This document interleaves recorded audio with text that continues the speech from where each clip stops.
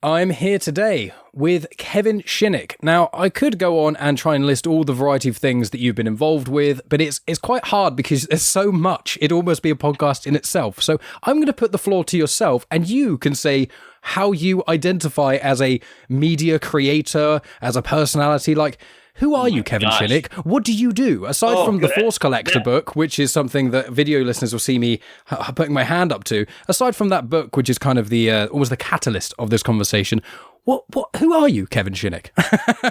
What a great question. We could spend the whole hour on that. I don't even think I know the answer to that. But, yes, I'm labeled as a pop culture creator. But one of the I became engulfed in pop culture right out of the gate, in a sense that I was the you and I have chatted about this. I was the host of a show called Where in Time is Carmen Sandiego that was popular here in on PBS in the States, and that was my foray into. I mean, I shouldn't say my foray into entertainment, because I knew coming out of the womb that I was going to be in entertainment. I thought I was going to be an actor, then I thought I was going to be a writer, and then I realized I wasn't wrong. I'm going to be all of them, and certain ones work at certain times. This business is a hustle always. You got to throw a lot of stuff at the wall to see what sticks. And so depending on what week you talk to me, we'll see what has been sticking to the wall that week. But I'm someone who enjoys pop culture, and I'm someone who enjoys writing, living, and working in that world. So in a nutshell, that's who I am. Yeah, and you're also very, and this is not in a derogatory way because I identify as this, but is nerdy adjacent. You've written Star Wars, you've worked with George Lucas on, Star Wars Detours, which unfortunately didn't see the light of day for a variety of reasons, primarily, the Disney takeover, but you came up with actually a very interesting point here, and we'll kind of dot around at things. Yeah. But with Star Wars Detours, you made quite an interesting point. I think it was on the Jedi Talk podcast that I recommend to people check out. It was a really cool interview a couple of years ago, where Star Wars Detours, it was almost like a kind of almost a Star Wars sitcom, like kind of jokey thing you and George Lucas were working on. And then the Disney takeover kind of started to happen. And you had some really interesting insight into why you think it's actually kind of good. It wasn't released after the Disney takeover due to a lot of people's concerns. I wonder if you could just a little bit tell us about that reasoning, because I thought you put it very eloquently. Absolutely. George Lucas he's a fantastic guy, and he's been very generous with his property. Obviously, this is before he sold it. And I think he saw Family Guy having a lot of fun with it, and he saw us at Robot Chicken having a lot of fun with it. And then at some point, I think he thought, I want to have fun with it. It's my property. So he hired a bunch of us from both of those worlds to go up and create this, as you said already, this animated sitcom. And so we went up there, and again, the great thing about the story about Star Wars Detours is, for me, my journey wasn't necessarily to get to see it made. My journey was to go up to Skywalker Ranch and sit next to George and pitch story with him for, 3 weeks or however long we were up there. And I've said this before, but I'm glad it was 3 weeks, because for the first two, whenever I spoke to him, all I heard was womp, womp, womp, womp, womp, like Charlie Brown, because in my head, I was thinking, you made Star Wars. I couldn't get past that. And then, like, after 2 weeks, he starts to become human, and you're like, oh my God. Okay. So, we go and sadly, and, joyously, we wrote 3 seasons of this show and produced 2 full seasons of this show. And then George sold the company, and Kathleen Kennedy didn't think it was the right, time for that. And what I noted, though, was when I first saw it, George was going for a very distinct style. He was trying to base the characters on these toys that existed at the time, or similar to that. But what I had said was, in watching the animation, Disney at that point had nothing to do with Star Wars Detours when we created it. And yet, if this was the first thing that came out after Disney bought Star Wars, people would have been like, this is exactly what I feared would happen if Disney bought Star Wars. You've got these cute, squat little characters, and it was very Disney-fied. But again, we did that before Disney bought it. So I think Kathleen was right, because when they bought it, as you remember, from the purchase on, all roads led to episode 7. Mm-hmm. No one wanted to put anything out until episode 7 was done, and rightly so. But in the meantime, I think what happened was they put us on hold, but then I think Lego Star Wars kind of came in and filled that void of animated comedy regarding Star Wars. So it was kind of a perfect storm of him selling the company, it looking like what I would fear Disney would do to Star Wars if they bought it, which they wound up doing, which they, I want to be clear, they did not ruin Star Wars by making it look like that. But it just so happened to be like, oh, if you told me Disney was going to buy Star Wars, I'd say it looked just like this. Mm-hmm. So that may have had something to do with it. Also, I think to Kathleen's point, it is still a parody. And so, I mean, not to give too much away because I still can't talk about it. But if you go on YouTube and you look up Star Wars Detours, there are plenty of trailers and clips and segments you can see. And you get the idea, at this point, like Princess Leia was like a Paris Hilton type character. So it's not in canon. And because it's a parody, I think Kathleen was wise to say, this is its own thing. But it can't necessarily be what it was. Had George kept the company and he done it, then that's a different story because you've got the creator helping you create something. But it was probably a wise decision. Yeah, it's very interesting, and it's one of those things because when I heard about Disney buying Star Wars, I mean, I grew up with the prequels, so I've got tattoos of Star Wars, and Amazing. Star Wars is like my favorite franchise and things. I love the prequels, originals, and the sequel trilogy, all for different reasons. I think the original trilogy is probably objectively the best, but then I think like the prequels is my favorite, even though I'd probably say it's probably the worst, mainly from Phantom Menace and Attack of the Clones. But then the sequel trilogy, I think, has got a lot of flash and a lot of stuff to it, but it probably has the weakest plot. So it's like, I like all three really closely for different reasons. And certain films, I love films from all of them. Don't get me wrong. Like my top 3 films are probably probably Revenge of the Sith, Return of the Jedi, and Last Jedi. So it's like the films that in each of them I love, and I like pretty much all Star Wars content. And it's one of those things that when Disney announced it, I was one of the few people I was like, well, Disney are probably the biggest company in the world for toy manufacturing, for releasing content. They, I think at that time they'd had the Marvel Cinematic Universe for quite a while, like a few years, I think, because it was 2014 that Disney sort of kind of turned over the canonization. And then I think they got Marvel, it was shortly after, it was around Thor-ish, I think around Thor Avengers time. So I think that was like 2010, 2011. So I was like, well, they haven't ruined Marvel, you know, and I'm just like, and George Lucas literally said Phantom Menace was made for kids. So it's like, if you're worried that Star Wars is going to be made for kids, it's like, George Lucas did that. That's what Jar Jar was. I don't like Jar Jar, but that's what he did. No, it's so true. And George has said this, excuse me 1 second, I'm opening the door because my dog needs to come in. And if he doesn't, he will forever be scratching. Sorry. But so George is very smart. And he knows he's shooting for a certain target, right? And he gets it every time. We, as the target, age. So, yes, I understand. And look, I was the same way. I was, the original trilogy was what I grew up on. And I loved it. You can't top it. The excitement of getting a prequels. And then, they're not exactly what you wanted. But when I say I wanted, but it's because I had aged. And as to your point, I know plenty of people who love the prequels. George said to us in the room, he's like, if you can grab them, an audience between the ages of 6 and 13, you've got them for life. Mm-hmm. And that is the truth, and I'm not saying that because I've spent most of my career in that world, targeting those same people. But the other thing I learned about George is George, at the end of the day and at the beginning of the day, is an independent experimental filmmaker, okay? From THX to American Graffiti. I mean, American Graffiti, you look now, you may not realize at the time, but he was the first person to use music as a bed for the entire movie. I mean, the fact that a car would come by and you hear the song and another car would come by and pick up that song, it was revolutionary. Now, he's an experimental filmmaker. But when he succeeds, we're very happy. We're like, yes, Star Wars. When he doesn't hit where we want it to go, we get angry at him. But he is still doing his job.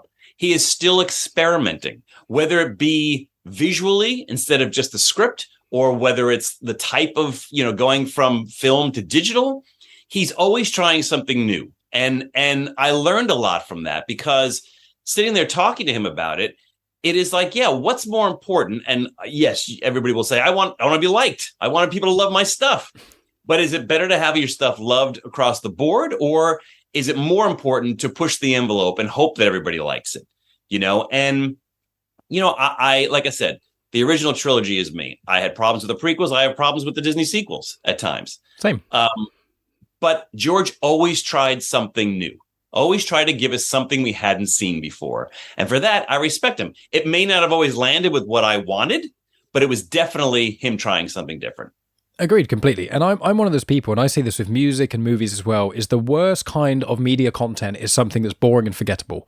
I'd rather watch a movie that falls flat on its face but tried really hard than a film that's just like, it just plods along and does nothing different, Yes. And it's like, it's one of the reasons I really like horror films, is because horror films, I think, much like comics, which obviously you've written a lot of comics and have a lot of sort of comic history as well with your love of Spider-Man, and obviously you've written like Superior Carnage and the Guardians of the Galaxy comics and lots of other things that you're into at the moment. I did warn the listeners, we could be here all day talking about the variety of things you've done. But it's like with horror, one of the reasons I love horror films so much, especially when you get more independent horrors, less so than franchise horrors, which I do also love franchise horrors, is there's so much room for experimentation. And I think that when you look at sort of 50s to 80s, especially sci-fi and horror, the amount of experimentation in all of those things is next level. And George changed the game in the original trilogy. The cantina scene itself, by itself, is one of the greatest pieces in cinema history, because he was like, I want someone to be immersed. It's a space fantasy. There are sci-fi elements, but it's a space fantasy. It's because he paid attention to detail. When you're in that cantina, there is no one who watches that who doesn't feel like you're surrounded by aliens. That was the beauty. Absolutely. No one had really put that amount of effort that landed in background extras that were going to last. The guy who played Greedo, he still does or still did conventions for a while, and it changed his life completely. He has like 3 lines of dialogue, and it took so long to put those prosthetics on him, and he's still known. But then you go to like just some of the background characters, like a Devaronian giggling, and you remember the giggle, and it's like he put so much effort. And Jar Jar, with all of the issues with Jar Jar, and as I said, I love the prequels. They're not flawless. I don't think any Star Wars or any content's flawless, but Jar Jar changed CGI. He was the first fully CGI character or computer-generated character in a live-action film, and no one had done that before. And George Lucas himself, and obviously there's lots of other creators in the world who we have a lot to we have to acknowledge what they've done. But George, as you say, he pushed the envelope. And I, as a fan and as a lover of Star Wars and film in general, I'm just so thankful we have people like him who, he basically got a lot of shit for the prequels. And, I'm not saying they shouldn't be critiqued, but I just appreciate someone was willing to do that. I agree completely. I have 2 things to say about that on the tail of that. One is I'm very good friends with Ahmed Best, who played Jar Jar. I had the similar reaction when the movie came out. Again, I think it was, I want to say jarring, but I don't want to use it. Jarring. But Ahmed does such a wonderful performance. And I think the big shock to his system, as it would to any of us, was everybody on the set was convinced he was going to be the breakout star, that everybody's going to eat him up and love him. And to the point being is they did in that age group. You know what I mean? But it was the older ones of us that we were like, oh, this is not what I want. This seems too kiddie. George is the first one to point out that people hated C-3PO in Star Wars. He said so much so that that's why Han has so many digs against 3PO and Empire, because he wanted him to be voicing the audience's complaints. Oh, interesting. And then he liked to point out that everybody hated 3PO up until he introduced the Ewoks. And then everybody hated the Ewoks. And everybody hated the Ewoks until Jar Jar came along. So, it's very funny. And I'm not comparing it, but it's something similar about, I created the last Spider-Man animated series that's on Disney Plus right now, called, oddly enough, Marvel's Spider-Man, as opposed to Ultimate Spider-Man. But I joke with a lot of the writers that people hated Ultimate Spider-Man until Marvel's Spider-Man came out. And then they loved Ultimate Spider-Man. You know what I mean? And then Marvel Spider-Man, it did very well and we got a lot of praise, but there is some, like you said, everything's flawed until it was over. And now they're like, why is it gone? People just need to have something to complain about in the moment. The other thing I wanted to bring up, which is, this is my concern for our culture, and I'm probably not the first one to say this, but the great thing about directors in my lifetime, George, Steven Spielberg, a host of others, is that they brought things that influence them, right? George influenced by, his love of cars, his love of hot rods, got us American Graffiti, got us the pod race scene in Phantom Menace. Spielberg, if you see the Fabelmans, it's great because you get to see there's all these scenes in the Fabelmans, which if you realize they're reflected in the movies, the easiest giveaway was, I don't know if you've seen it, is there's a monkey in a scene. And you're like, okay, that's probably why there's a monkey in Raiders. Mm-hmm. And there are so many moments that you're like, oh, that took shape as this. Look at Quentin Tarantino. He brings his love of sitting in a video store watching these obscure movies. Scorsese does the same thing. We are running out of things for people to have their own quiet interest in because everybody's got the same exposure to everything. And I fear, because I'm already seeing it, that people or directors don't have something unique to bring. And it's kind of flipped itself. When I was young, you'd go to a movie because Lucas did it or Spielberg did it or Scorsese did it. Nowadays, and maybe you can prove me wrong, but it's the tail wagging the dog. You watch all the Harry Potter movies, you watch all the Marvel movies, the directors change, but the company behind it is responsible for the look. So you don't get a very distinct look. You know what I mean? If I go to see a David Fincher film, I know what I'm going to see. Love David Fincher. Right? Well, I love Tarantino as well. But if he does maybe he does a Marvel movie, I know it's going to look like a Marvel movie and not a David Fincher movie. Yeah. I don't know if this new generation or, even Gen Z or even millennials have had someone step out who clearly has a distinct style. There are many great directors who can follow what they're told to do. You know what I mean? Look, you mentioned all the Star Wars movies you love. I love the original trilogy. I love Rogue One. I love Last Jedi. You know what I mean? He did an amazing job, but I do concern myself with the fact that I think as a culture, we're looking at all the same things, which is ironic because all we're seeing lately are reboots of things that happened in my generation. You know what I mean? All the superheroes, the Star Wars, the James Bonds, Ghostbusters. Ghostbusters. It's either a reboot or a rehash or a remaking. And so what we all have, and now with the internet, we have the same exposure. It's like, where are those Quentin Tarantinos who are watching the Indian movies or we have anime now. At some point, people didn't know anime. You know what I mean? We're becoming a little too gentrified, I think, in terms of filming. It's a very good point, and I just wanted to point out, I love Fincher, I love Scorsese, I love Tarantino. He is incredible, and they're people who push the envelope. Tarantino, there's a lot of stuff which, especially now, people critique Tarantino for, and I'm not saying one shouldn't critique them, but it is you have to be like, well, you almost couldn't have this kind of thing that happened in it without this thing. You can't be. Yeah. For lack of a better word, you can't be really edgy and have clever dialogue and things that shock people without having something that potentially goes too far. And I'm not trying to justify things, but it's that kind of thing. Like George Lucas experimented, Scorsese, most of his films have horrendous amounts of swearing, which I haven't got an issue with, but also they've got incredible cinematography and great characters and all this stuff. But as you say, it's a very interesting point, really, because one example I'd give of that is I love Edgar Wright, for example. I think he's phenomenal. And he was originally going to be doing Ant-Man. And then he was the director, and then they were kind of wound him back, and he just became a producer because he had some disagreements, because he kind of wanted to make a really Edgar Wright-esque film, sort of a trilogy or Scott Pilgrim, that sort of thing. And they were like, no, it needs to fit in the MCU. In my opinion, a little bit too much. I love the 3 Ant-Man movies, but with that, it's like, I think Thor Ragnarok was probably the first film, obviously made by Taika Waititi, and that's arguably my favorite Marvel film, where it felt the least Marvel-y, but also loads of people praise it, but also a lot of people are like, this doesn't feel like a Marvel film, and it's like, do you want every film to feel the same, or do you want there to be difference? And I hadn't really thought about that before, where you're dead right. I remember, because I've got, I'm a millennial. I'm born in the early 90s, but I've got two older brothers who are 17 and 20 years older than me. So I had the older brothers who are like, they didn't live with me, different mum and things, but it was one of those things where I'd hang out with them and they'd be like, here's Predator, here's Aliens, here's, Terminator, here's like all these amazing, cool, weird sci-fi films, here's some random films from Japan. What's it called? It doesn't matter. There's a guy with a sword that's about 100 foot long and he slices like 50 people in one swipe. You don't need to know anything else. Here's Shaolin Soccer. What is it? It's a football film, but they all have like kung fu magic powers and stuff. Does it make sense? No, but it's crazy, weird, and cool, and unlike anything you've seen.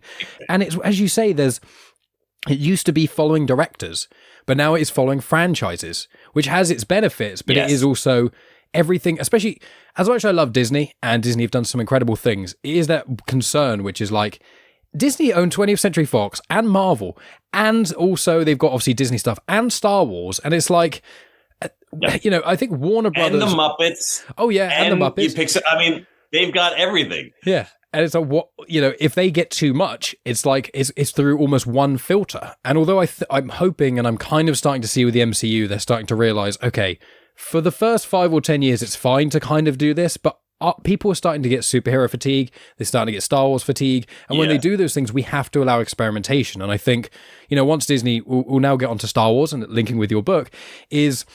one of the things, and I like all the sequel trilogy movies. I think Rise of Skywalker is probably the weakest for me, but I enjoy them all. I think they are all good, and I enjoy all of them. I think that my least favorite piece of Star Wars content is the Clone Wars movie, but again, wasn't aimed at me, but the Clone Wars series I think is phenomenal. And it's one of those things where... Yeah, you're right. It found itself. Yeah, and we couldn't have Clone Wars, some of the stuff with Maul without the movie itself, and we just have to allow people to kind of breathe rather than doing one step and you're going wrong, step back. It's like, okay, I was going to go in 10 steps in that direction. It's like, my example is Phantom Menace. For me, I really enjoy it, but it's quite slow at points. The pod racing's cool, but really the ending is so good when you've got Maul and Duel of Fates and everything, and you're like, it all is kind of worth it for that end. I know. I will be the minority and say, I think, and I go back and forth on this, but I think it might be my favorite of the prequels, because there are elements. Yes, once I got used to Jar Jar, I went back a second time. I was fine with it. Fine within realizing what it was and who the audience was. And that's, an adjustment. But like, Liam Neeson is fantastic in that. Yes. The ending, as you said, the Duel of Fates at the end, that lightsaber scene is worth the price of admission. I don't think you can top that. You know what I mean? So, yes, they all have flaws. Looking at even the current day stuff, it's all about perception. When I was working with George, he talked about how he wanted to do this series all about bounty hunters. It was going to be like Deadwood, but with bounty hunters. Ooh. So then I hear about The Mandalorian, and I get all excited thinking it's that. Now, The Mandalorian's fantastic, but when it comes out, I have to do an adjustment, because I'm like, okay, this is not what he was talking about. This is something different, which works on its own levels, but it's not, and I don't mean it as a criticism, but it's not HBO, it's CBS. Yep. Or it's not Deadwood, it's, I don't know, Xena Warrior Princess, or, or something. There's a happy medium. You know what I mean? And so that doesn't mean they don't get there, because you look at Andor, and it's got the caliber of acting and the incredible story, stuff like that. I think there's a melding of all of them. So they're trying to target different audiences, and they've succeeded, and Grogu was a shot in the dark. That could have gone very wrong, but it didn't. It didn't, which is great. Before we get onto the Star Wars of the book, we're talking about film again. After the last James Bond movie, I posted that what I would love to see. Now, they'll never do this, but to your point of, we're talking about the directors and stuff. I need a palate cleansing after this last one. I love Daniel Craig. He was like my favorite, Sean Connery, Daniel Craig, and again, I'm a minority. I loved Timothy Dalton a lot, but what I thought they should do is, because they're getting so big, and it got so big, was do 3 smaller movies. Okay, I would say, and again, they would never do this, but like, give 3 distinct directors 3 storyline, or let them do their own. They could be out of canon. They can be in the, they talked about Quentin Tarantino doing like a 60s. Let him do one. Let Idris Elba star as one. Let there be a female James Bond. Make them for like $5 million and then, or whatever, and then release them all in the same weekend. You know what I mean? It's like, make it the anniversary of James Bond. And then after that, you can see where the culture led. Did they like this one more than this one? Did they like this over this? It's just, you need a palate cleanser before you can launch on. And I know Barbara Broccoli has a plan, and I'm sure it's going to be wonderful. She's even said lately, you need a little breather before we can do this. But that's when the last James Bond movie ended, I said to myself, what do I want after this? I don't want to just start over again. You know what I mean? I want maybe a little fantastical or fan fiction. I want 3 or 4 different James Bonds in different periods with different directors who would never get a chance to do them. And then we can go back to whatever it is they want. But that was, that's how you're going to keep it fresh in my mind.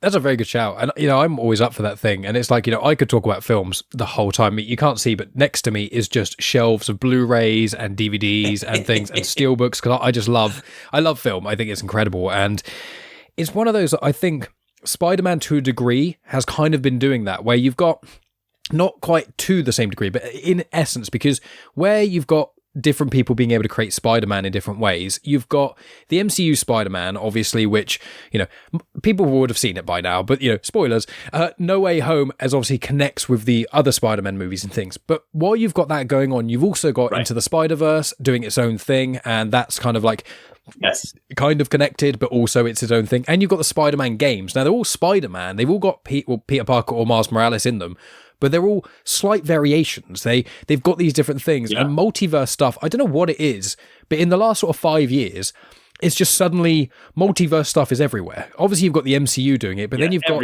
Michelle Yeoh's Everything Ever All at Once. And then you've got other things which, this isn't multiverse, but it's kind of very self-referencing, which is The Unbearable Weight of Massive Talent, the Nicolas Cage thing, which is like a homage to all of his films. And it's like, multiverse stuff is really coming in. And I'm like, with James Bond, just call it the James, it would be a terrible name, and don't hire me for the marketing department, but like James Bond Multiverse. And it's also like, comics have done it for ages. They do DC Elseworlds, or they do, Earth 612, not 616 in Marvel. And it's like, what is this? Well, we can just kind of do what we want with this and experiment. And it's one of those things that with comic space, and Star Wars does this as well, comics are less consumed by people than obviously film and TV and then books. Kind of the tiers in Star Wars, as an example, is relatively everyone sees the films. A lot of people most people see the live action stuff. A lot of people see the animated stuff. Some people read the books. Less people read the comics. I try and consume as much as I can, but it means with comics, and that's also, as you know, because being a comic fan, there is a lot of comics that didn't quite hit the mark, but because it's its own little space, especially sort of pre-internet, where comics were, by the mainstream especially, looked down on before superhero films started becoming, cool and popular, they could experiment and do all these little weird things in the corner and kind of play around with stuff. And I think that, as you say, where franchises are getting bigger and bigger, and then one franchise has a film that's slightly different to the others, and everyone's a bit like, whoa, what's happening here? You don't get that level of experimentation. So stripping it back and doing that with Bond, and doing it with, I think, a lot of other franchises, would be really healthy to do, and I'd love that idea. Well, in a sense, DC did it not accidentally, but obviously everybody feels Marvel was smart. They planted the seeds, and they always felt DC was trying to do catch up. But I think that Joker with Joaquin Phoenix is exactly what I'm talking about. Now, I know they're making a sequel. I don't need to see a sequel. It's like it exists on its own. I mean, I'm going to love to see a sequel. I loved it so much, but what I loved about it was I didn't know where it existed. I couldn't predict what was going to happen. I didn't know what the world was going to be in.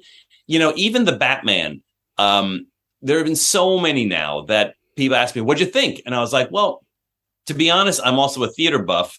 I treat it almost like Shakespeare now. I've seen all Shakespeare. I've seen multiple productions of Shakespeare. So whenever I go to a Shakespeare production, it's not to say, hey, wonder what Taming the Shrew's about. It's to see what the actor brings and what the director brings and what do they do differently. And that's how I felt about the Batman. I thought, there are so many I loved. Michael Keaton was my Batman. I thought Christian Bale did a wonderful job. I loved that one a lot. This one, in many ways, was great. In many ways, I was like, okay, like that, didn't like that, but I could appreciate it because it was different. It took a flavor and showed it me, a flavor I hadn't seen before, and I was like, that's what I'm going for now, because we all know. If I don't want to see those pearls drop to the ground anymore after, you know what I mean? I don't want to. I just can't do that anymore. And so you get it. All right, this is what we focused on. We focused on this period or that period or whatever. And as you pointed out, you get to do those things in the comics. And so when they're smart, they say, let's take this comic and do this chapter, and that helps. I think it helps keeps things alive and interesting. Exactly. And so that's quite a nice segue into your book, The Force Collector. Well, Force Collector. I keep saying The Force Collector, but it's just Force Collector, which is quite weird because so many things it's like the blah, blah, blah, The Batman. That's Batman. Exactly. So with Force Collector, one of the things, I absolutely loved it. And in fact, one of the reasons that made me reach out to you was because I posted about it on Twitter. And then you very kindly retweeted and said, yeah, because I was like, not enough people talking about it. You're like, I agree. And I was like, oh my God, the author saw my thing. So I was like, I'm going to try and poach him and steal him on my show. And it worked. But it worked. It did. It's amazing. But it's because of you reaching out, it's one of those. I try and get an awful lot of authors. And I spoke to, Cavan Scott and Claudia Gray and the comic artist Paolo Villanelli and people like that. And I'm always trying to speak to a variety of people, but this show I have to keep, well, I don't have to, I choose to keep it varied. So as much as I would love to only talk to people about Star Wars, I do have other interests and things, so I try and vary it up a little bit. Of course. But with Force Collector, it's funny enough, it was a book that people can see in the background, but I'm going to bring it to the forefront for me. There you go, looking at the wrong way again because I've unmirrored my thing. Look at the wrong way. But basically, the art. I know this was not you who created the artwork, so it's kind of a middle finger to you in a degree. But when I saw this book and I heard about it coming out, I was like, oh, Force Collector, someone who collects something about Force stuff. And I saw the cover and I was like, okay, there's a guy in a deserty thing, but he's got like a training orb, and there seems to be a lightsaber there. But then there's also a stormtrooper helmet. I was like, what's going on? And then you read the synopsis and it talks about sort of psychometry, which obviously is something that was in Legends of Quinlan Vos and things, but also is in the canon with Quinlan Vos as well, but also with Cal Kestis and those sort of things. So immediately the Force Collector grabbed me, and I actually bought it years ago. And then I was planning on reading it. When I picked it up, because I started reading it, I think about 6 or 7 months ago, because when I started reading it, I read a chapter or so, but then the High Republic came out, and I was like, oh, I want to jump on the High Republic as well. Right. So I was like, should I finish Force Collector? Should I start the High Republic? I'd only got one chapter into Force Collector, and I was like, but everyone in the Star Wars kind of realm was talking a lot about the High Republic, and I knew it was this big initiative. So I was like, well, I want to delve in, and I want to be able to, and I have read all High Republic comics and books and etc. But I've always had this, and this has always been in the side, and I've always been like, I need to read this when I get a free moment, when High Republic takes a little break, which it did between phases and things, and I was like, I finally got time to read Force Collector.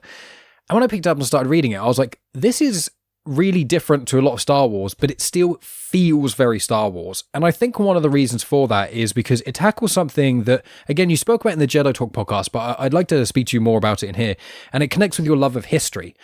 And it's the idea that it's something that I think people view as a plot hole in Star Wars, which I think maybe someday it was. But I think one of the beautiful things about Star Wars is, unlike the MCU, which is generally, linear and going forward, with Star Wars where you can kind of dot around a lot. One of the jokes in my podcasting realm, because I'm known as the Star Wars guy, is someone says, there's a plot hole in Star Wars. And I go, no, check with Mike first, because there's probably a comic or a book or something that's come out that's kind of, fixed the plot hole in a way. I mean, Rogue One is generally considered the best Star Wars movie of the Disney era. It's just a way to fix a plot hole. Like, it's cool. It's an amazing movie, and everyone who's involved with it did such an incredible job. But you break it down to like its simplest form, and it's explaining, how did a space station the size of a moon get blown up by one shot? How did that even... How? Yeah. And there's jokes about it in the Family Guy stuff, and I think Robot Chicken as well. I think everyone's basically been... Because it's quite an easy joke, but it is true when you watch it and you start to think about it.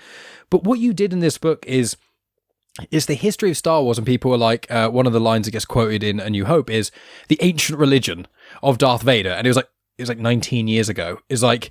But because of what Palpatine did with the history, and he did this in both canon and Legends, but we'll stick to canon because I know a lot more about canon than Legends, and obviously this book is in the canon, is that Palpatine, tweaked the history. He propaganda and the Empire. He branded the Jedi as traitors, and then for 19 years he just was eradicating stuff. And then by the time you get to the era of the sequel trilogy, and this is set, I think, a year or so before Force Awakens or around that era, it's been 30 years since Return of the Jedi, so it's been near like 50 odd years since Order 66 and that sort of stuff.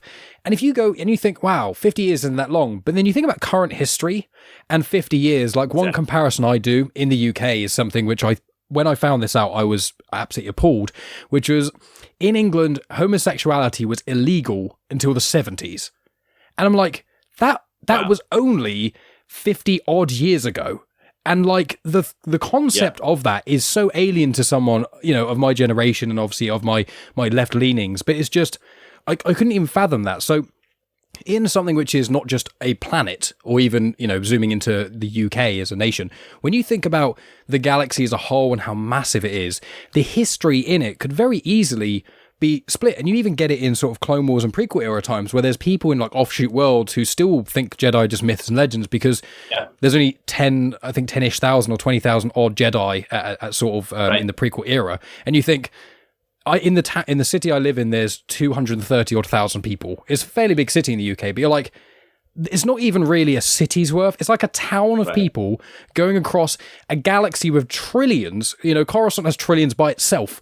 Yeah. So history in itself of Star Wars is something that I didn't think, at least in the canon, had really been tackled that much. You know about Palpatine's propaganda, but with this book, it really delves into what do people know? What does the average citizen, in a way, know about the Jedi and know about these galactic events that us as the viewer, we're like, of course Luke blew up the Death Star, and of course, because you're in the front lines. Exactly. So I want to ask you, like, with The Force Collector, one of the things I loved about it was the history element, and I know you're a big history buff. I wonder if you could just talk to us a little bit about, or a lot about, the history and how that intertwines with The Force Collector and how it helped you kind of push the writing in that sort of direction.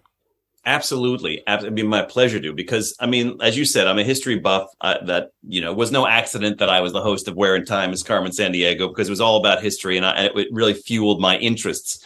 But, you know, as much as a history buff as I am, I'm still always learning. What? As you said, you know, gays didn't have rights until homosexual was illegal in Britain until in the 70s. Like, I'm always finding things that I didn't realize. And, you know, like you look, in my position, I looked at World War II. I thought, we've taught about World War II. We learned about it. We know who fought and who the winners were. But then you see a movie like Dunkirk or Schindler's List, or regarding the Civil War, you see a movie like Glory. And you're like, there's a whole side of this I didn't know. And then I thought, yes, to your point, we've all seen Star Wars, so we know what's happening. We've had a front row seat to it. But what about the people in that galaxy? I said, what are the odds if I'm only learning now what happened in World War II, or I'm only, you know, this old and I'm learning about Japanese internment camps, you know, in the United States, what are the people in that galaxy far, far away learning about this? And it's even greater that, you know, we're talking about our planet, and this is a whole galaxy where it's already been established there, you know, on the the outside of it all and stuff. And so my feeling was I wanted to look at it from like a history student's point of view. And I wanted to go to this planet where it was like, you know, maybe like an inner city type world where, again, the history books are maybe not up to date. You know, maybe they don't bring you up to speed. We're dealing with that problem in the States right now about choosing what we're going to teach in history and whatnot. And so I wanted to go through that point of view and say, hey, this is kind of cool. Are you familiar with, a lot of people are, the Lost Colony of Roanoke? I'm afraid I'm not. No, please elaborate. All right. Well, this is, at least here, it's fascinating, I think. I mean, to a history buff, maybe not to the average. I love history, to clarify. The London Museum of Natural History is my favorite place to go in London. Anytime I visit, I try. It's free. Seen it so many times. I love it. Amazing. So please, go ahead. Amazing. Well, so the Lost City of Roanoke happens where it's under Queen Elizabeth I's rule. They are setting settlers to start the first colonies in the New Americas, all right, in like the 1500s, 1600s. I'll vague people's names, but they get about 115 people to go to create a colony in Virginia. So they get there, they set it up, they're having a little rough time. They're running out of food. So the governor's like, I'm going to take like 4 people with me. I'm leaving behind 115 people, including my wife, including my daughter, are staying here. He goes. It takes him about a year, maybe a year and a half to get back. When he comes back, the entire colony's gone. There's no proof of his existence except carved on a tree is the word CROA. And they don't know, to this day, they don't really know what happened. They say, like, did Native Americans come and kill them? Did they realize the land wasn't good, so they sailed up to Croatia, and write? That's what they wrote. But it's a mystery. And I wanted to think there must be so many of those mysteries in the Star Wars world. I mean, to a person not in the know, the idea that every Jedi disappeared on the same day because it was when Order 66, we know it was because Order 66 was given.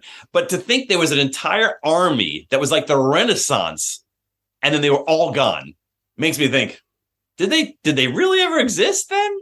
How it leaves it open to that. I tried to weave in there my version of the Lost Colony of Roanoke was the Sand People's point of view about how one of them left and came back and their entire village was decimated. And they don't know why and they don't know how. We know why and how because we saw the movie. But again, if you're missing this information, if you don't know history, and you can't possibly know all history, so there's always going to be a pocket of intrigue there. That was my into Force Collector, to see if someone can come up to speed, to show 2 points of view even, because again, here in the States and in the world, really, everybody seems at odds in a way they haven't in years and years and decades. But I wanted to have Maze's character be like, no, they were fake.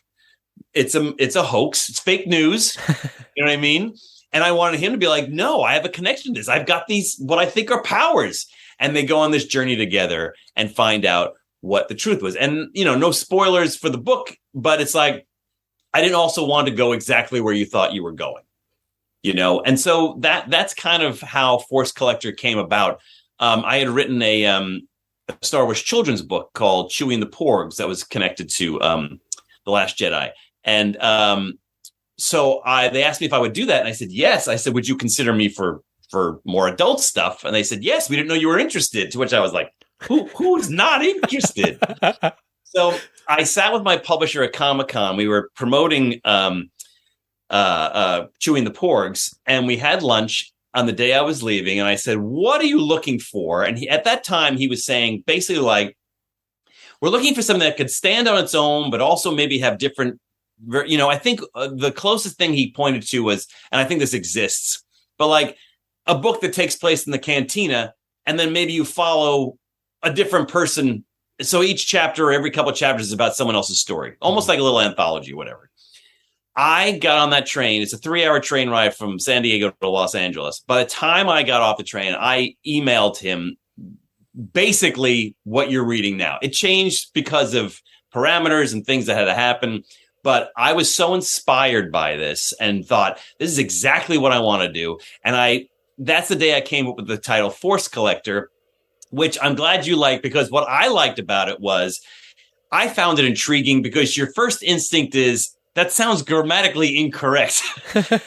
You can't collect force. So, but I wanted you to stop and think about it for a moment. And then you pointed that wonderful cover by Tony Foti is the illustrator. He brought it to life. He sent me a couple of, I think it was 2 or 3 ideas or versions. And I was like, go with this one and make sure we can see the things he's got on his, with the helmet and the lightsaber and all this stuff. Because I wanted you to be interested from the title, from the cover, from anything, you couldn't walk by without being like, hey. And that's how Force Collector came about. That's amazing. It's a great story there. And I actually, when you started explaining about that the lost city of Roanoke, did you say? Yeah, Roanoke. Roanoke. So I think that you did mention that on one of the other podcasts I listened to. So when you were speaking, I was like, actually, no, I recall this thing. So yeah, I did know it, but I didn't know it. Yeah, I mean, you're dead right there because, yeah, the cover grabbed me, the name grabbed me, and my favorite thing personally about Star Wars is the Force. That's the thing that draws me into it over, like, you know, I haven't got an issue with Star Trek. I've seen the new movies. I've seen bits and pieces of older stuff. No problem at all with any other sci-fi franchise, but Star Wars for me, obviously lightsabers are cool as hell, but for me, I was like, you know, you get this element of magic, but also like spirituality in a lot of ways. And it's this all sort of interconnected energy. And I was like, this is just quite a cool thing that kind of jives with a degree of my worldview. I've never been particularly religious. I went to like a Catholic school in my youth. My parents, neither of them were especially religious, but it was a good school in the area. So I learned a lot about that, and it kind of left a bit of a bad taste in my mouth for a while. So in my teen years, I was kind of somewhat anti-religion. Now I have a lot of people on my podcast specifically talking about their religion because I find it so intriguing. But for a while, I was just like, nothing connects with me, nothing feels right. And then, you know, you hear Yoda talk about, oh, we're all just beings of energy and everything connects to us. And I was like, that actually is right. You know, there's something to that. And there's just these little elements of philosophy and, you know, morality being, you should be good, and the idea of what a true Jedi should be, and, you know, Luke's choice and Vader's, you know, redemption. All of these things form together for the idea of, you know, good versus evil in air quotes, but it's more than that. So when I saw your book and it was, you know, Force Collector, as you say, it was in air quotes grammatically incorrect, but it's like, what is he collecting? He's got all these trinkets. There's clearly someone who's intrigued by something about the Force or something to do with that. So I love that element. And one thing that I really liked about your book, and I think once again you mentioned it in one of the podcasts I listened to,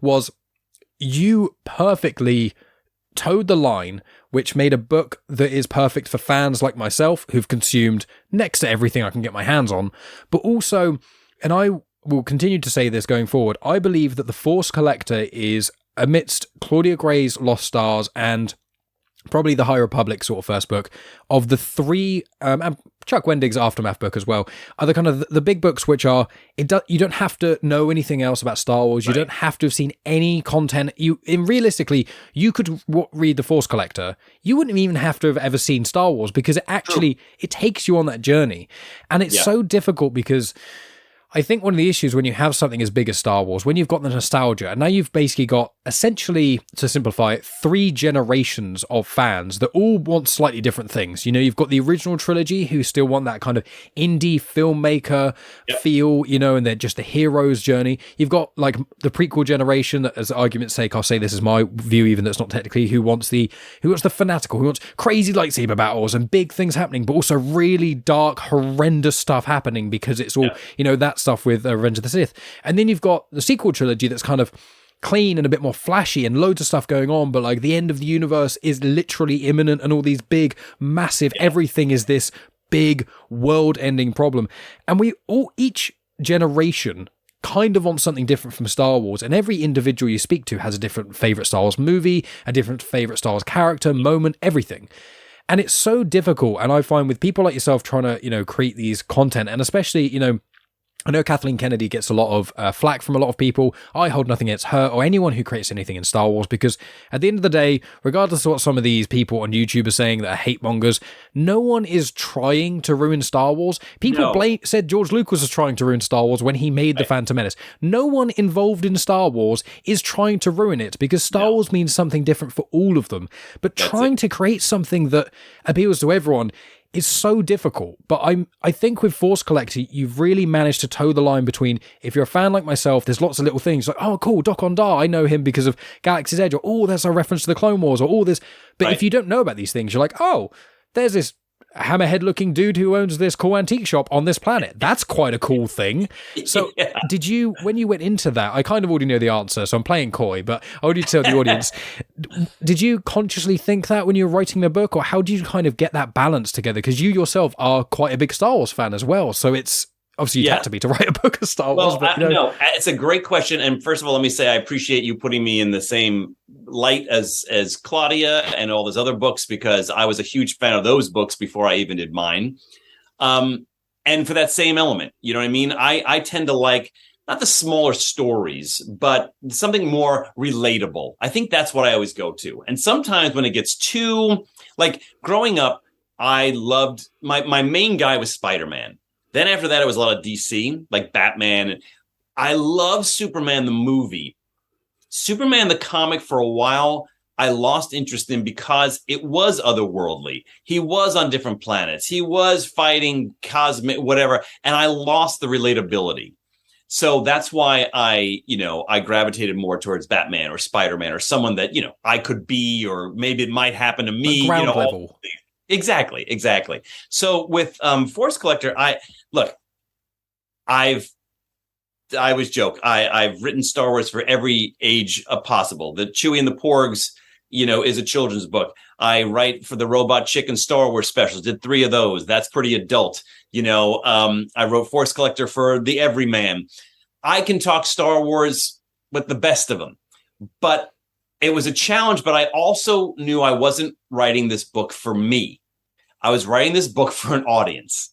And as much as I could sit here and chat with you for hours about the minutia and stuff like that we love, I know the average person I want to attract, I want to not scare away.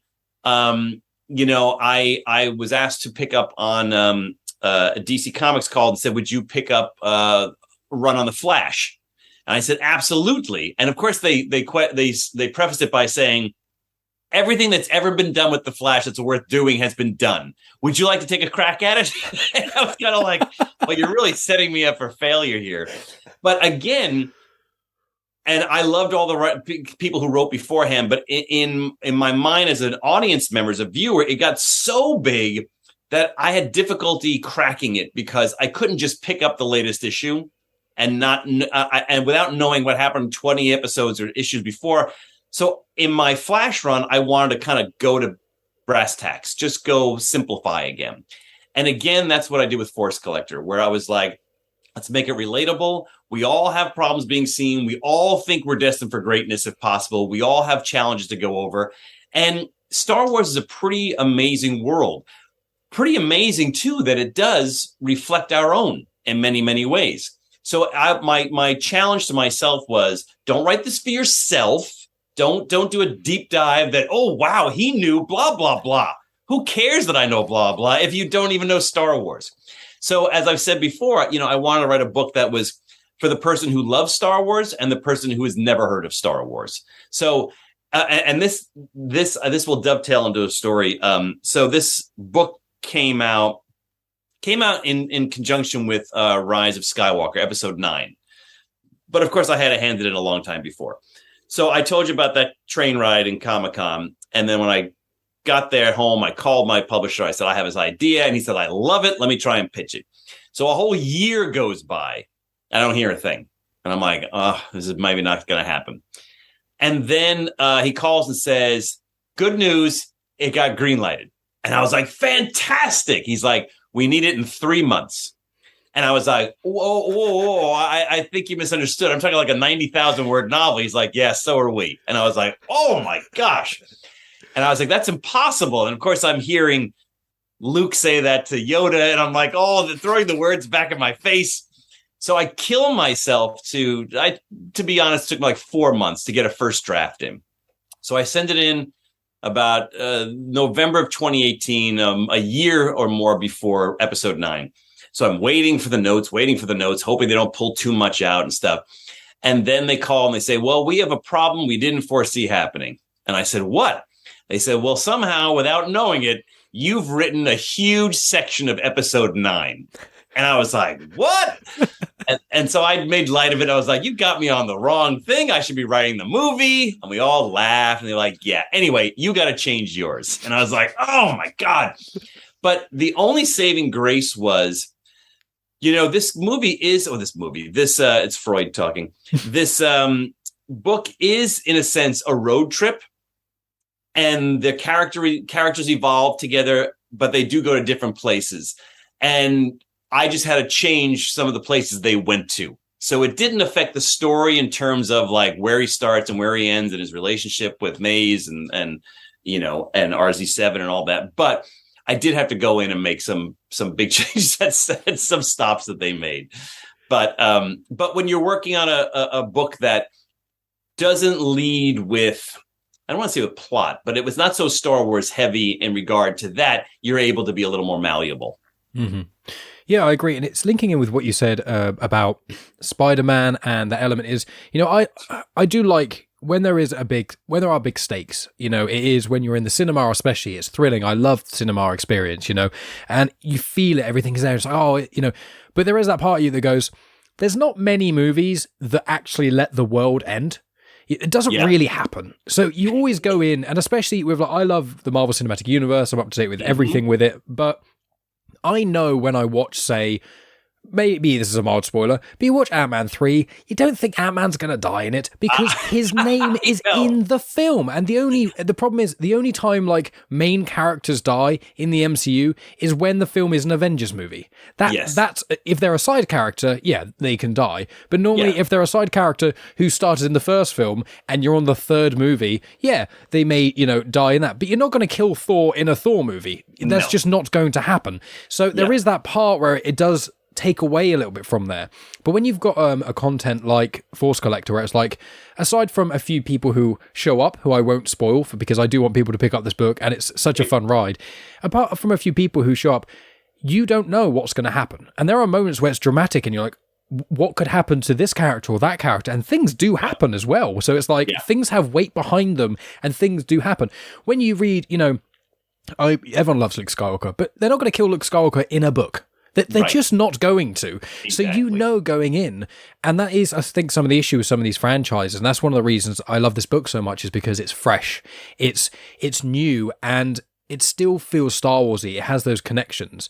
And linking in with that, I wanted to ask, I know we're starting to get towards the end of the hour, so I won't take up too much of your time, but one thing I wanted to know is something you said in one of the other podcasts, was I just found very sweet, was you named Maze after your daughter.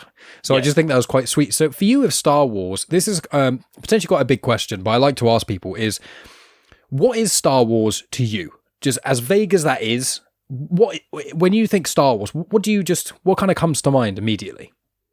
Oddly enough, it's what we started the conversation about is childhood and where I was when that movie came out, who I was when that movie came out, who I wanted to be when that movie came out, and all the connections.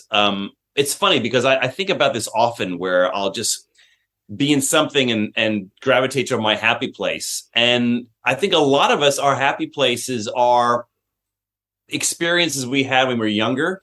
Maybe it's because the game of life hadn't started yet.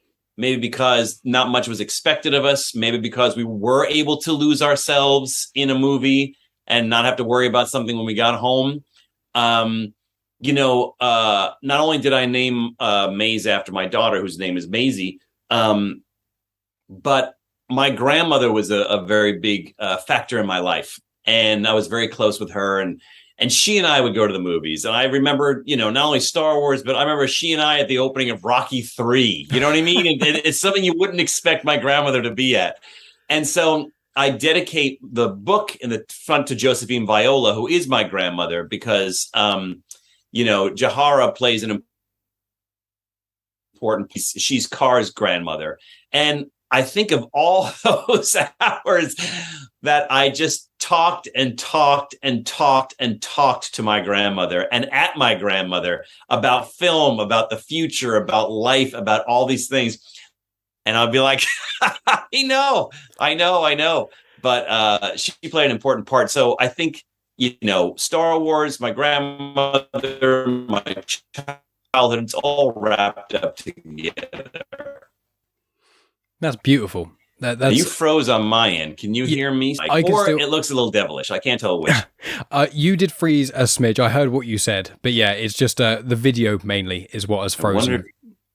There you go. Now you're back. Yeah, that's fine. Did you hear any of that? Yeah, I heard that. Yeah, with your grandmother and stuff. I heard that, and her connection with Jahara and going to the cinema with her and things. I heard that, and it did catch that. Your face is you're putting a funny face during the time. So were you. I wasn't sure who's going to have the funny face, you or me. We'll see.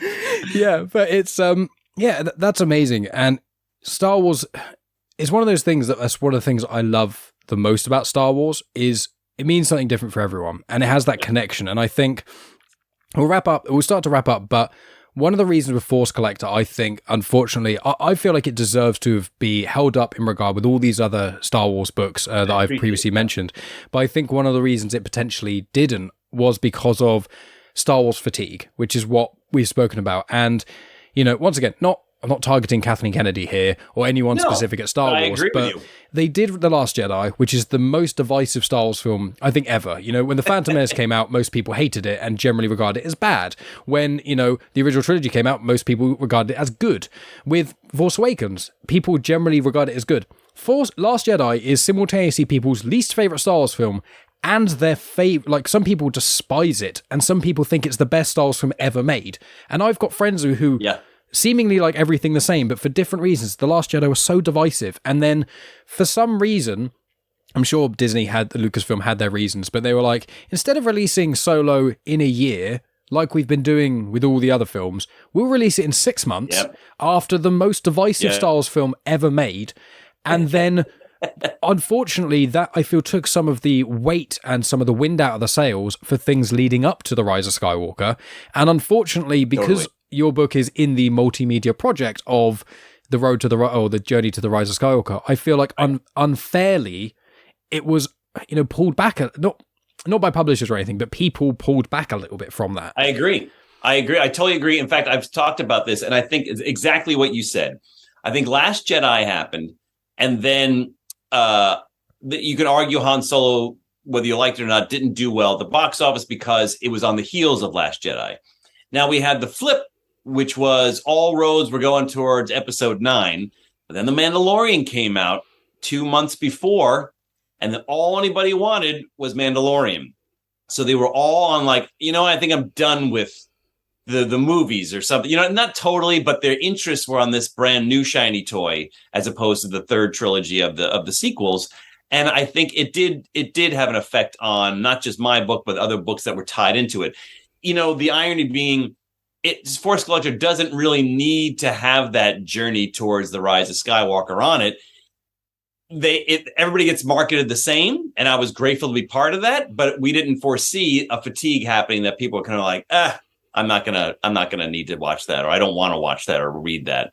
Mm-hmm. Exactly. I feel like it should have been. Obviously, you didn't write it at this time, so it's impossible. But it feels like it would have fitted in much better as Journey to the Force Awakens because just its timeline and some of the things in it, and it doesn't spoil anything from Force Awakens. And there's a couple of connections I won't spoil. And it would work so much better, I think, if that had happened. But I will do anything I can to raise this book up because I just think it's fantastic. That. I really do appreciate that, Mike. That means a lot because I had such a great time writing it. And when someone like yourself resonates with them to the level of which I enjoyed doing that, it really makes my day. Yeah, I genuinely, I hold it up as one of the best Star Wars books in the canon. And I'm not just saying that because you're here. I recorded a book review, funnily enough, of this that I was only going to release on my Patreon. But when I thought, I'm going to try and speak to Kevin Shinick, I'm actually going to release my Patreon book review like the day before. I've got a Star Wars podcast and I've got Genuine Chit-Chat, the main one. So I'm going to release the book review of Force Collector that I recorded way before talking to you. And that will confirm I loved it. I think it was incredible. Excellent. And it's one of my favorites. So as we'll wrap up here, last sort of things is what if there's anything you can tell us about your future and anything else that you're kind of generally up to. I know you're busy and there's loads of crazy stuff that you're involved with, but just anything else you're involved with and final sort of things before plugs. I'll give you an opportunity to do plugs afterwards, but just any final words you want to say, or anything at all. I've tried to, there's tons of stuff. You got to throw a lot at the wall, like we said earlier on. You know what I mean? I'm in a little bit of a space where I'm really enjoying and wanting to create some original comic books. And I'm involved with a couple of artists doing that. It's so funny because this day and age, as you've said, there are so many weird things that ideas come from, or you pair up with things, but I'm creating an animated series out of an NFT called Little Heroes. And that's something that, 2 years ago, I wouldn't even know what that was. You know what I mean? So it's funny, this goes back to our conversation about how they are interconnected and how they'll come to you and say, is there a hole or do I find the answer someplace else? Because I think we're living in a different culture, obviously, where they're written like that on purpose, because it is a multiverse and they do want you to find them everywhere they're available. The best example being, Force Awakens, C-3PO is there with a red arm. No one talks about it. No one discusses it. But there's a comic book, that finds the answer. And I know things are created like that on purpose now. And it's just a little shift to figure that out. I do have possibly a tease of something Carmen Sandiego related that I might return to in one shape or form. That's all I can say about that. Look, I have a sequel to Force Collector in mind, but I don't know if it'll ever happen because, like I said, the Star Wars universe is very fluid, and they go where they think there's interest in whatever, and so who knows? But I definitely have an idea. But yeah, my entire career, if you look at everything I've done, I've gravitated to my interests and things that I like. On the off chance that someone's hired me to do something that I wasn't familiar with, I find something that really makes me interested in it, because that's the only way I can do anything. I approach everything I do as an audience member first, or a reader, or, and so I want to be entertained just like everybody else. As you pointed out, we all have different tastes. This book, Force Collector, is not action from page 1 till the last page. It's more of a thoughtful, there's risk, there's stakes, there's all those things, but in a different form than just fights. There's some fights and things like that, but sometimes people gravitate away from that because of that.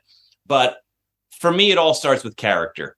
And even your biggest action heroes, if you hook me with their character, I'll stay along for the ride as long as possible. I think George did that. I think a lot of the people that I admire do that. And hopefully I'll continue to do that in any of the projects that I've got coming out that hopefully you'll look for. Oh, 100%. I definitely will. And as you say, the main character, Car, it's his growth, his journey, and its discovery, and his connection with Maze. And one other little side thing I love as well is they have opposing viewpoints of things, but they get along. They have a connection. They have a mutual respect for each other and an intrigue as well when they first meet. And it's that thing of you can be friends with someone if they do have a different perception of things to you, as long as they're not a dick about it. And that's all it is. As long as you respect each other's view, I don't think that what you're saying is true, but I'm going to let you talk about it and elaborate. And if you want to go to this place and learn more about it or something, I'm happy to either help you or come with you and learn these things. And that's one of a real nice little thing. It's not the main theme of the book, or it's not even necessarily a main part. It's just an element of the book that I discovered. And I'm not saying that there is or isn't romance in this specifically, but I'm saying I am just a sucker for like teenage either romance or friendships, because one thing I do love about when you have characters who are younger, much kind of like what you were saying about earlier with your memories of when you were a kid before the weight of the world comes on you. Yep. It's not quite innocent. It's kind of pre-innocent, like post-innocence. It's early teen years when you get into a relationship with someone, not like a girlfriend-boyfriend relationship sort of thing. I just mean a friendship of any kind. When you're an adult, there's all this weight behind it. It's all this, am I going to have time for this person? If it is in a sort of physical relationship sense, is it, am I going to spend my life with them? Are they financially viable? Do they want kids? Do I want kids? All these sort of elements. When you're younger and you're you don't have to worry about mortgage payments and things like that. You're just like, is this person cool? Yeah, well, I'm going to hang with them. And it's that simple. And it's like, if it is an attraction thing or something, it's not thinking, oh, do they want kids? Do they want a dog? Can they drive? If they can't, is that going to affect none of that. It's just, are you cool? Do we jive as people? Yeah, then let's do it. And that's one of the things I love so much about these characters, it's very human. It strips away some of the, for lack of a better word, the modern day bullshit. It's necessary. My day job is working in insurance. It's not exciting, but it's essential for a lot of how the society functions. But it's not that exciting to talk about, but it is still necessary. But it's not human.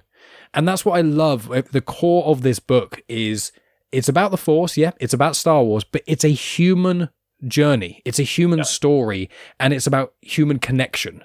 And that's one of the things that really sticks with me in the book. And that's one of the things that I loved about the characters you've written. So I just want to say I appreciate you and everything you've done in that book for that. So just thank you once again. No, thank you for reading it and for promoting it, because like I said, I write it for me first, but then I'm writing it for people like you. Wonderful. So final sort of things with plugs. I'll include links in the description to everything else that you are up to, but just let people where they can find you and keep up to date with all of these incredible things that you've teased us with. Yes, well, I guess the easiest way is social media, and I'm lucky that it's just at Kevin Shinick, and Shinick is spelled Shinick. You could find me there. I'm also at kevinshinnick.com for updates on things. But yeah, between Twitter and Instagram and the website, you'll find me. Absolutely wonderful. So I will stop the recording here in 1 second, but I will say, hang on, because I want to ask you something off air. But just thank you so much for spending the time. I hugely appreciate it. And I know that people who are listening are going to really hear that the passion that you have for everything you've been involved with the SpiderMan stuff you've been involved with the comics that you've been creating, with Force Collector and all these other projects you've got going. One thing I picked up from all your podcasts and everything like that, and one of the things I was so excited to speak with you is because you are passionate. And it's that's all I ever want from a guest, is just someone who is passionate about their own thing, about whatever it is they're putting out into the universe. So I really appreciate the passion, the drive, and everything that you've achieved so far and what you're going to achieve. So just, thank you for genuinely being an inspiration to show that nerds like us, you can be nerdy and love all these crazy things when you're a kid, but if you have determination. That is sweet of you to say. And I guess I shouldn't take it lightly, but it's true, because you really need to find the passion in life. And that's what gets us through the day sometimes. Sometimes I stop and think to myself, this comic book that I really liked, that I just read or didn't write or something, that got me through today because I was so, hyped by it. Find things that you're interested in, pursue the things that you like.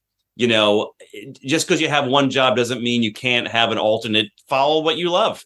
Read about it, spend time with those people, which is what you're doing too, Mike, by bringing us all together. So thank you. Well, thank you so much, Kevin. It's been a genuine delight. So I appreciate it. Of course.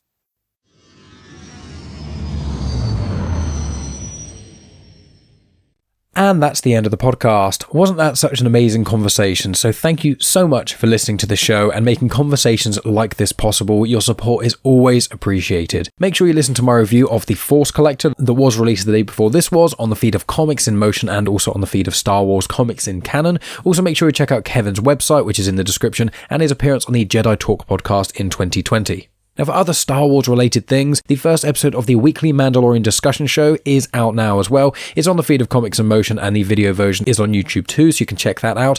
In line with that, myself, Math, and Dave have released the first episode of our Rebels review show. We went through all of season 1 of Star Wars Rebels and just discussed it in things. Math has never seen it before, so it's a very exciting thing to talk about, especially for me. You should all know my opinion on Star Wars Rebels. It's my favourite piece of Star Wars content that exists, and we will be watching season 2 of that once Mandalorian has all finished in a couple months' time. In addition to that, there is my Star Wars show, Star Wars Comics in Canon, where I review books, but primarily focus on the comics of the Star Wars realm. So you can listen to every episode of that on the feed of Comics in Motion or on my YouTube channel, youtube.com/genuine Chit-Chat, which, as I said in the intro, the video version of this conversation is there, and all of my conversations are in playlists. So if you want to hear my conversations with other Star Wars authors, including Cavan Scott and Claudia Gray, or the comic book artist Paolo Villanelli, or some other individuals who are involved in Star Wars in some capacity, please check out the Star Wars Conversations playlist on my YouTube channel, or just type in Star Wars when searching within the feed of Genuine Chit-Chat, and they will all come up. My Star Wars podcast, Star Wars Comics in Canon, comes out every week, and you never have to have read a single Star Wars comic in your entire life to enjoy it. The elevator pitch for it is I go through the plot details specifically so that you don't have to pick up the comic, so you get a good idea of the plot and some other interesting elements along the way, including species and characters and planets that pop up, and I give some bio information on those too, so you get a wider understanding of the Star Wars canon without having to pick up every single comic. But if you have read the comics that I tackle in each episode, it serves as a really good refresher, and then I go through additional details that you may or may not have been aware of when reading those comics. So if you want even more Star Wars content without having to spend any money at all and get some really great Star Wars stories, please consider checking out Star Wars Comics in Canon, as well as all the other Star Wars projects that I'm currently involved in. In line with that, I've done a few guest spots recently, and they all seem to have been around Star Wars too. I was on Stevie B's Star Wars podcast on YouTube, links in the description. I was on Ike's Flame podcast to talk about High Republic Phase 1. That is on any podcast app under Ike's Flame, but links to both of those are in the description. In addition to that, you can support me on Patreon at patreon.com/genuine Chit-Chat. For as little as £1 a month, you get access to over 150 bonus episodes that you can't find anywhere else.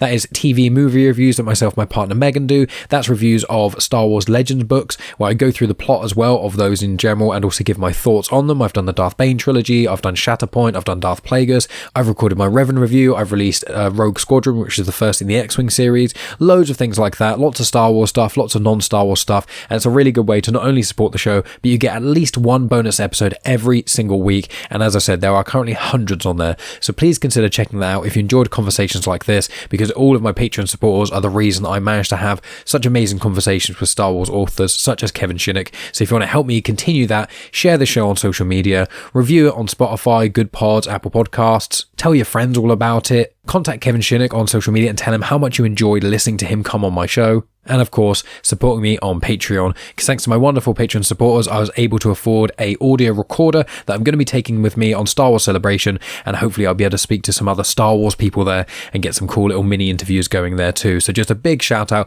to all my Patreon supporters. I love each and every one of you. You've done such an incredible job supporting me financially, and I know you've all been loving all the bonus content because I'm always getting messages from you there. So thank you to everyone who supports me in all of those capacities. But what have we got coming up? Well, I have got a conversation recorded with BZ the Voice and Ms. Tonya Todd. We speak for over an hour about religion, more specifically their religious preferences that align more so with Christianity, but they talk about the differences in their religious beliefs and the umbrella of Christianity, how they found religion, why they found religion, what kind of elements they find really helps them in life, their connection with God, all kinds of elements like that is something that I'm finding more and more interesting to kind of delve into, as I myself am not a religious individual, but much like my conversation last week with Jennifer Sterling, it's just quite interesting hearing how others perceive the universe and how they kind of find their place within it, and how a lot of them find religion really helps them in that.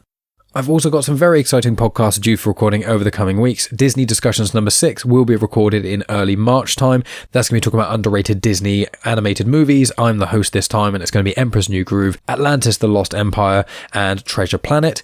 In addition to that, I've got a conversation recorded with a indie filmmaker who has also worked with Marvel on quite a few things, so I'm very excited to speak to that individual. I'm also speaking to someone who's an expert on glass blowing, so that's a really, really cool thing. I can't say explicitly who yet, but if you watch the Netflix series Blown Away, you will see this person within there. And I'm also appearing on a few other guest spots. I'm doing classic comics in a few weeks as well, which is Matthew B. Lloyd's show. That will be on the feed of Comics in Motion. I'll be appearing on Alison Shelton's Instagram live show that's also on YouTube, which is the poem, which is talking about a poem I'll be creating called Where I'm From.